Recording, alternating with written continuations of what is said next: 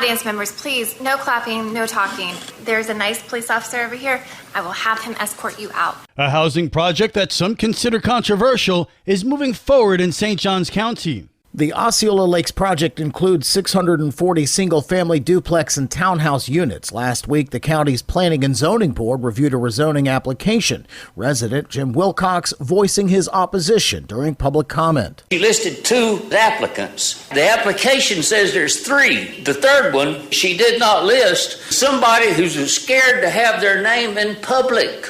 I don't know who they're in fear of, but they don't want us to know who they are. It could be Hunter Biden. Do you realize that? God forbid. The request in question would rezone 145 acres of rural property between Wildwood Drive and Watson Road to workforce housing.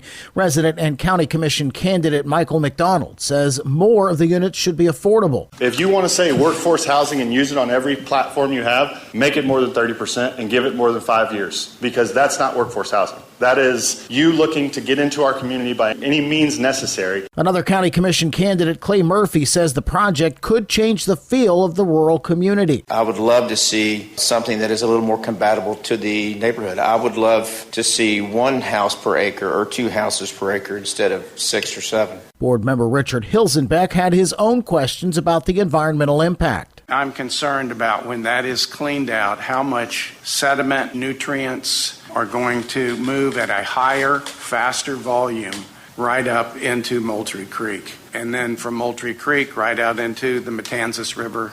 In spite of opposition to the project, the board approved that rezoning request 3-2. For St. Augustine's Local Morning News, I'm Daryl Moody. This local news is a service of your hometown Toyota dealer, Beaver Toyota, US 1 St. Augustine, here to wow you. The campaign against me is the most deceitful campaign against any Senate candidate in modern history. Continuing her series on attack ads, Liz Ryan gives state Senate candidate Tom Leake a chance to refute what he calls lies in ads against him. Although you're a Republican, the ads all claim you're a liberal. It's ridiculous. I've been endorsed by the most conservative Republicans in the state, whether that's Governor Ron DeSantis, Congressman Mike Waltz, Congressman Corey Mills, Senator Rick Scott, and a whole host of others. There's an ad that says, as a state representative, you gave free tuition to illegal immigrants. That is plainly not true. You would have to believe that Rick Scott, while governor, Ron DeSantis as governor, every Republican member of the Florida House of Representatives for more than a decade, and every Republican senator gave free tuition to illegal immigrants. It is just plainly not true and absolutely ridiculous. How about the ads that say you're against Trump? It's part of the great deception of the campaign against me. They want you to believe that David Shore is somehow endorsed by Donald Trump. The Trump campaign has said that that is not true, and David Shore has been forced to admit it in a television debate. Finally, I'm a Trump delegate. I was the guy who was appointed by the Trump campaign and the Republican Party of Florida to go to the Republican National Convention in Milwaukee and cast one of Florida's delegate votes for Donald Trump as president. The idea that I'm anti-Trump and that David Shore is somehow supported by Trump is plainly ridiculous.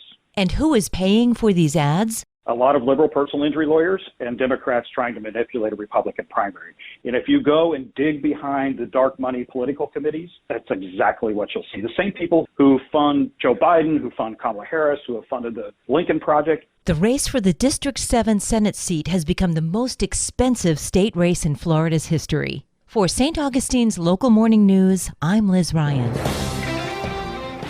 The City of St. Augustine Beach announces a call for nominations for the 5th Annual Anastasia Island Environmental Stewardship Awards. Lana Bandy, the chair for the City of St. Augustine Beach's Sustainability and Environmental Planning Advisory Committee, gives an explanation about the awards. The award is meant to encourage, support, and honor people who are protecting the natural resources of Anastasia Island. Bandy reflects on the type of individuals, businesses, professional, and nonprofit organizations who are working to protect the island's natural resources and enhance its ecosystem. Last year we had Nana Royer.